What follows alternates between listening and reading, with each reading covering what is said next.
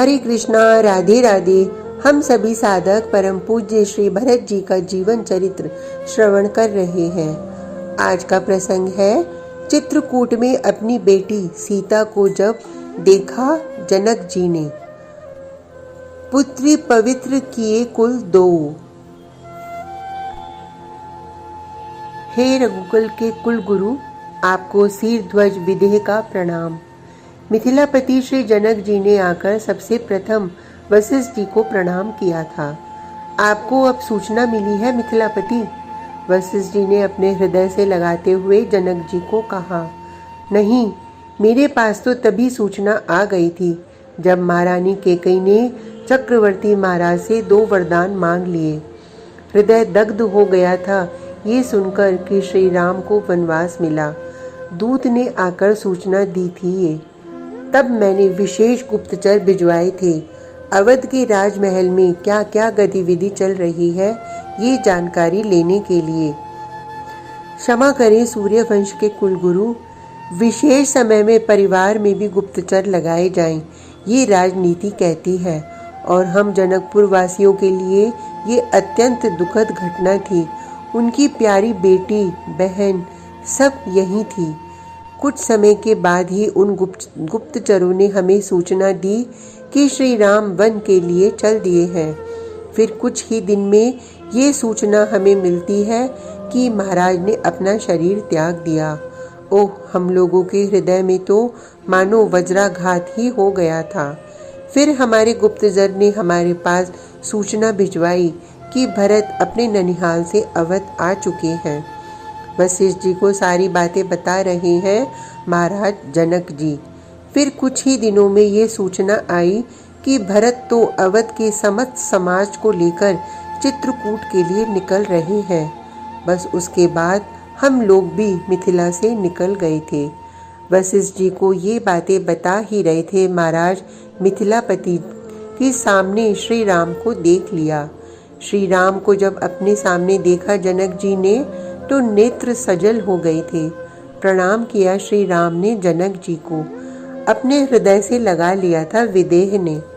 ये क्या हो गया देवी, ये क्या हो गया? सुनैना माँ रो पड़ी कौशल्या जी को विधवा के वेश में देखते ही। ये क्या हो गया? देव ने ये कैसा खेल खेला है? ओह देवी, आप तो विदेह राज की अर्धांगिनी हो। आपके यहाँ तो बड़े बड़े ज्ञानी और तत्वज्ञ महात्मा तत्व जानने के लिए आते हैं। अब ऐसे विदेह राज की पत्नी को मैं ज्ञान दूं, ये शोभा नहीं देगा। कौशल्या जी ने सुनैना माँ का हाथ पकड़ के ही कहा। पर ये सच्चाई है कि देव ने दुख का पूरा पर्वत ही हमारे ऊपर पटक दिया है। अब तो मिथिलापति हमारे अवध को भी आश्रय दें। नहीं, ऐसा मत कहिए। आपके चारों कुमार अवध के योग्य शासक बनने की योग्यता रखते हैं। और रही बात मिथिला और उसके अधिपति की, तो ये दोनों ही सदैव आपके सेवक हैं। सुनैना जी ने कहा। महाशोक के इस प्रसंग में स्वागत की किसे अपेक्षा होगी? पर भरत के समाज से थोड़ी दूरी पर ही श्री जनक जी ने अपना शिविर लगाया। जनक जी ने अपनी व्यवस्था स्वयं देखी। वैसे भी जमाई के घर का बेटी वाले खाते भी कहाँ हैं? और ये तो स्वयं ही सर्वज्ञ हैं जनक जी महाराज। बहू सीता, तुम अपने पिताजी और माताजी से मिल ली? नहीं माँ, अभी नहीं मिली, सीता ने कहा। जाओ मिल लो। तुम्हारी माँ सुनैना जी इधर उधर देख रही थी, पर संकोचवश मुझसे कह न सकी। पर शाम के समय जब मुझसे मिलकर जाने लगी थी, तब मुड़कर मेरी ओर देखा था और कहा था, मेरी पुत्री सीता को मेरे शिविर में भेज देना। ये कहते हुए भी बड़ा संकोच हो रहा था उन्हें। माँ, आपके चरणों की सेवा तो कर लूं। सीता जी ने कहा।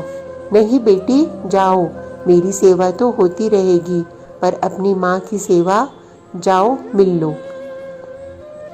सीता जी उठी, प्रणाम किया कौशल्या जी को, सुमित्रा को। कैकेयी का शिविर अलग है, वहां पर भी गई सीता जी। हंसी थी कैकेयी। अभी तक नहीं मिली हो अपने पिता माता से? जाओ मिथिलेश दुलारी, जाओ। इनको भी प्रणाम करके सीता चली अपने माता पिता के पास। रात्रि हो गई है। बाहर टहल रहे हैं मिथिलापति। बार बार मार्ग की ओर देखते हैं। मेरी सीता आई, मेरी बेटी आई। तभी सामने से कोई आ रहा है। ये चाल तो जानी पहचानी लग रही है। ध्यान से देख रहे हैं जनक जी। और पास में आई सीता। ये मेरी बेटी सीता है। चाल से ही पहचान लिया पिता ने। दौड़ पड़े और जब पास में गए रुक गए। एक दृष्टि ऊपर से नीचे तक दौड़ाई जनक जी ने। पूरी तपस्विनी का भेष था सीता का। वो सुंदर केश जर्जर हो गए थे, शरीर कृश हो गया था। और ये क्या, अपनी बेटी के पाँव को देखा। पादुका नहीं थी, पैरों की बिबाइयाँ फटी थीं, कांटे भी लगते थे, उनमें से रक्त भी बहता था। नेत्रों से झरझर आंसू बह चले जनक जी के। पुष्प वाटिका में जब जाती थी सीता, तब पिता जनक ने अपने सेवकों को आदेश दे रखा था, गुलाब के फूलों की पंखुड़ियां उतार कर उन्हें जमीन पर बिछाए जाएं, पावड़े बिछाए जाएं। उनमें अपने चरण रखकर ये सीता चलती थी। और आज ये सोच कर ही हृदय कांप गया महाराज विदेह का। बेटी जानकी, रोते हुए जनक जी ने अपने हृदय से लगा लिया सीता को। बहुत दुख पा रही है ना तू? सुनैना जी आई। सीता, गले लगकर दोनों रोए हैं। कितना कष्ट है ना तुझे इस वन में, इस कंटक वन में। ओह मेरी लाडली को कितने कांटे गड़ते होंगे ना। रो रही है सुनैना जी। नहीं माँ, मुझे क्यों कष्ट होगा, मेरे नाथ मेरे साथ हैं। माँ, मैं बहुत खुश हूँ। माँ, मैं बहुत आनंदित हूँ। मेरे नाथ मुझे अपने से विलग कभी मानते ही नहीं हैं। मुझसे बहुत प्रेम करते हैं माँ। उनकी सेवा में मेरा समय बीत रहा है। इससे बड़ा सौभाग्य मेरा और क्या होगा। माँ, मेरी चिंता मत करो। पिताजी, मैं सुखी हूँ। आपकी पुत्री जितनी सुखी है उतना और कौन हो सकता है। सीता जी के गले लगकर सुनैना रोई है। जनक जी ने अपना हाथ अपनी पुत्री के सर में रखा और यही कहा, बेटी, आज तुमने मिथिला को धन्य कर दिया, दोनों कुलों को धन्य कर दिया। जनक जी हिलकियों से रो पड़े। बेटा बिगड़ जाए तो एक ही कुल बिगड़ता है, पर बेटी अगर बिगड़ जाए तो दोनों कुलों को बिगाड़ कर रख देती है, पिता का और पति का कुल। पर बेटी अगर अच्छी हो तो वह दोनों कुलों का उद्धार कर देती है। ये जनक राजा आज बहुत प्रसन्न है।